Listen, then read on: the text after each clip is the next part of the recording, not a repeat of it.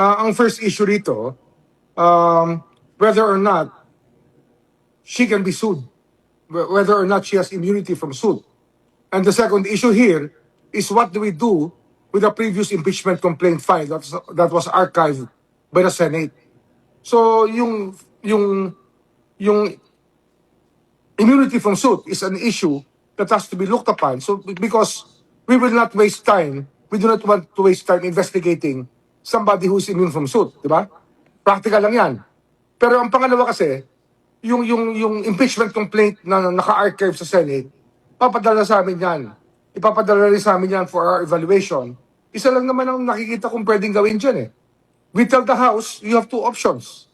Investigate it again in the Committee on Justice, or constitute your team and file a motion with the Senate to constitute itself as an impeachment court to hear and to unarchive the case that was archived there.